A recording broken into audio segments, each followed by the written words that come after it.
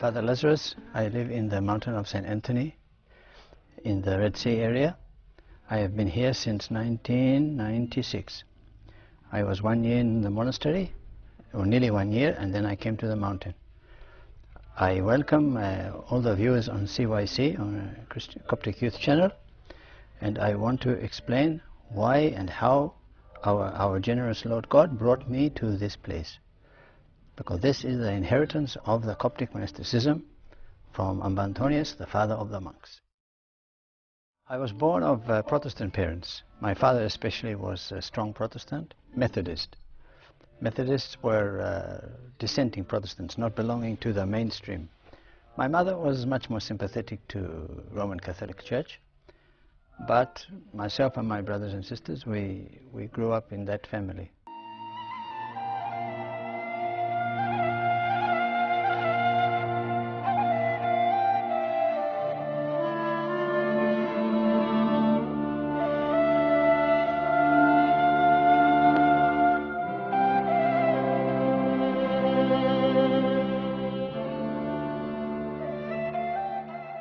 When I was in the world, I was always searching, and I think this is a condition of most people.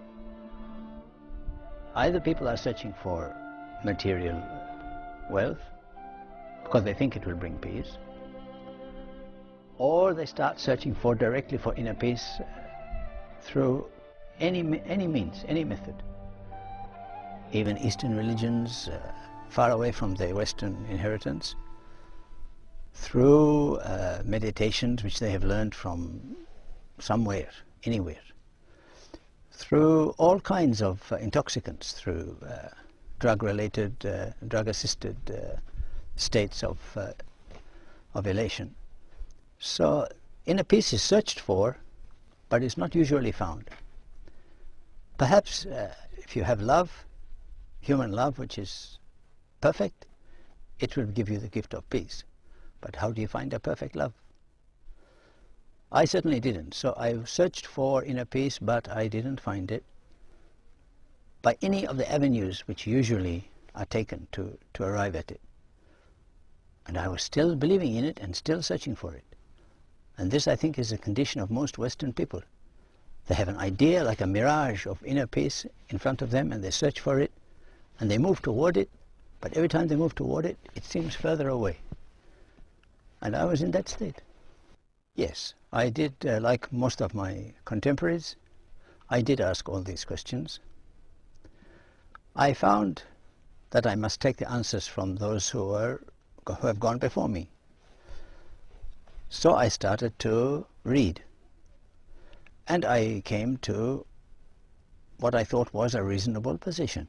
I took my history from Marx, I took my psychology from Freud, and I took my poetry from the English Romantics, from Byron and Shelley and Keats. So I made a complete philosophy of life which explained the natural origin of man in a material sense, which explained the purpose of his life as his fulfillment, and I believed that death was the end of everything. I was a materialist in that sense, that the body is material, and when the body dies, the life is extinguished. As when you extinguish a candle, the flame is gone. After death, I didn't believe in anything. I thought that it is the end. Death ends it all. In my life, I suffered at the hands of other people, and I suffered from my own doubts and fears and my own weaknesses and follies. So I suffered both externally and internally, and I never felt that I could go somewhere into the sky and find somebody who would help me. God was not a presence in my life. He was not near and close beside me. I never saw him standing to protect me when boys hit me. I never saw him come and hold my hand when I was bleeding in my heart. I never felt this. I suffered for years, from 10, 11, 12 till early 20s, and I never found any consolation offered me in God or his so-called presence. So my atheism was not just intellectual, but it was also emotional. I felt myself utterly alone, and I felt no hand extended, only the hands extended to push me down, not to lift me up. So God was nowhere in my estimation. And I continued atheist, I continued romantic in my own dreams, until my mother died. When my mother died, it left a hole in my life, not because of her so much, not because of her personality so much, although she was a good woman, but what hit me was that I had no mother, I had no source. You asked me about, did I understand the idea of God as the source of life, as the creator of life? Well, I felt after my mother died that I had no origin. My source, the reason for my being had disappeared. The one who gave me birth. This had been cut away, taken away. With my mother's death, I lost my firm balance on it. I could no way to walk on the earth. And I became disoriented. I became lost, even more lost than before. And for 12 months after my mother died, I continued to be angry at her death, to be angry at the supposed consolation of religion that her family, the rest of the family and her friends offered. And after the full year of grieving, I was no closer to any peace, no closer to any balance. Then finally I went back to the hospital where she died. She died of cancer in a Roman Catholic hospital. I went back to the hospital where she died, and I remembered those days of her suffering. And I wanted to go to the room in which she died, where I had slept on the floor next to her for the last 10 days of her life.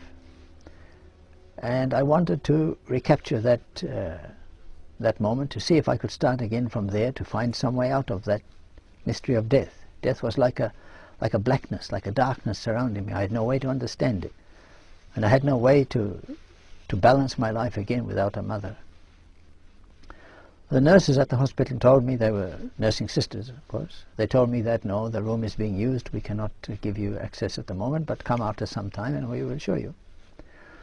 So they sent me to the library, because it was a hospital attached to a convent.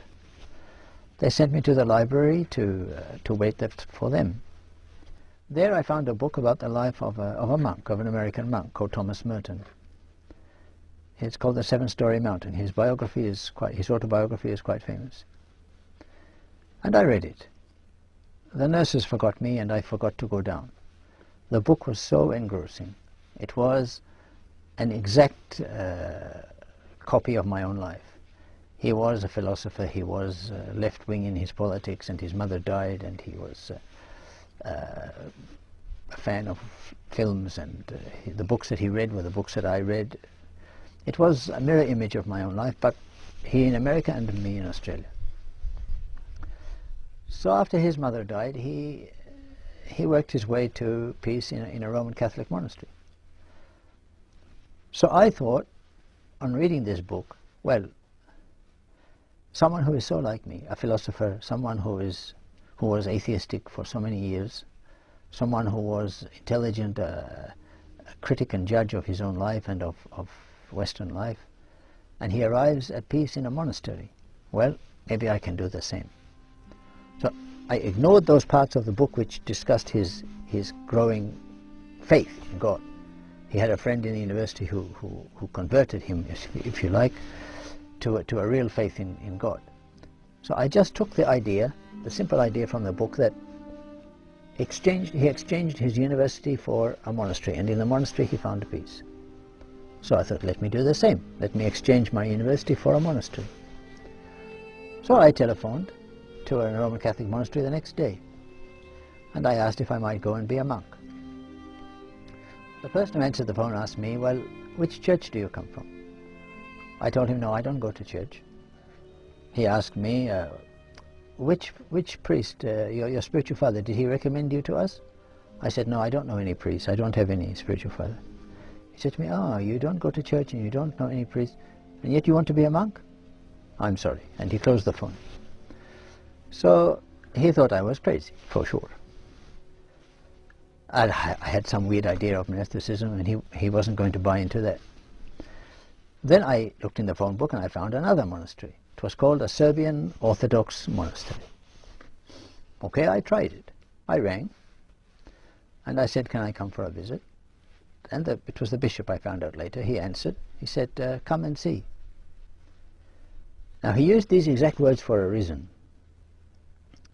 I understood, at the time I didn't connect it, but afterward I understood very well that rather than ask me questions as the Catholic priest did, he didn't want to prejudge the issue, so he just said, come and see. Now where did he find that formula of words? From the Bible. When Jesus appeared after John Baptist's arrest, the disciples of John Baptist started to change over to Jesus. And when Philip attached himself to Jesus, he discovered that this is the teacher which we want. And he went to his friend Nathanael, and he said to him, come and see. And Nathanael said, nothing good can come from Nazareth. And Philip insisted, come and see, which is a non-committing. You don't commit yourself to anything, just come and see. And this Serbian bishop said to me, come and see. Well, I was pleased with that, and I said, yes, I'll come. When we entered the church, there is a big icon of St Mary on the wall. Now, I had seen icons from time to time as a part of art history, art journals and books, but I knew very little about them, and I certainly had no personal experience of icons at that time. I went into this church and I found all the people making a matanya, that is bowing down to the icon of St Mary. And I was astonished, because Australian men don't bow down to anybody. I mean, the usual greeting in Australia is a handshake, and that's it. Even if a taxi driver meets the Prime Minister, he will not bow down to him, he will not kiss his hand, he will not even bend his head unless he wants to. He will just shake his hand, and that will be it. So informal and equal greetings between people of very different standing is just the Australian norm. So I had no preparation for the matanya, for the abasing of oneself physically, for bending down to make an obeisance to a figure of abstract power. So I didn't feel easy, but I wanted to be polite. And I saw all the Serbian people make their matanyas to this icon of St Mary. And after they finished their 3 matanyas, they went to the side of the church where the priest was praying. And the people started to sing hymns to St Mary with the priest. I thought, okay, let me do what they do. So I tried to make the first matanya. And I stood from standing. Let me show you. From standing, I should be erect. I should be homo erectus. You know? I should be a strong man. Then I have to make myself weak. I have to put myself down on the ground. So I tried, bending my knees and bowing down. Okay? So this was the first part of the effort, the first part of the struggle of the matanya, if I can call it that. Finally, I got down on my knees. Now remember that the icon of St Mary is in front of me, on the wall, a big icon. It was very famous in Australian religious circles because it had made some miraculous cures. There was a wife of a Greek priest who had cancer, and she was healed by intercession through this icon. And it was well known in Australia. People who were not from that particular church, still they came to visit to see that icon. So I wasn't much concerned about the icon. I was more concerned about making my matanya smoothly and joining the people. Then I had to put my forehead on the floor. Okay, now this was a big difficulty for me. I never did this in my whole entire life. So I tried.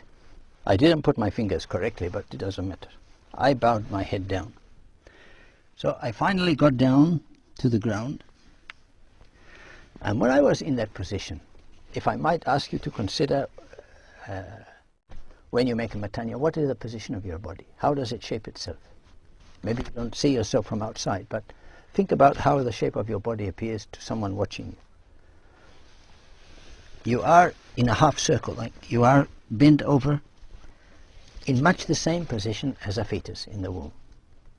Okay, you look at any picture of a fetus in the womb of its mother.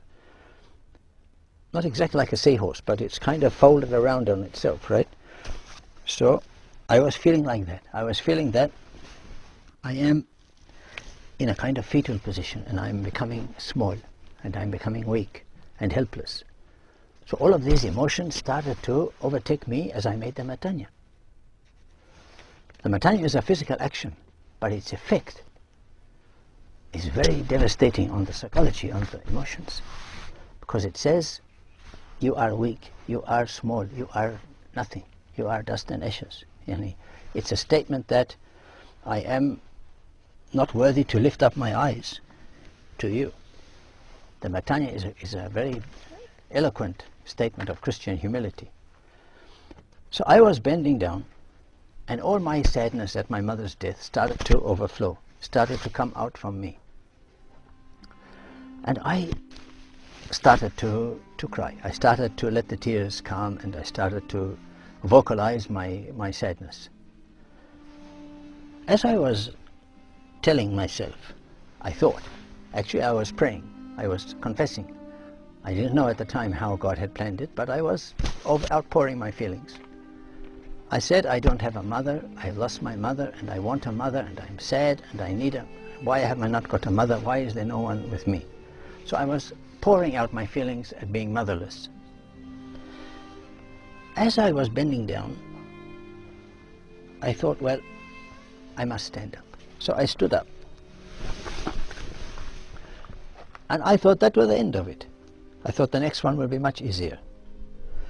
Because you had to make 3 Matanyas. 3 were necessary to complete the rite. I made the second Matanya, and this time I repeated the same words that I had said before.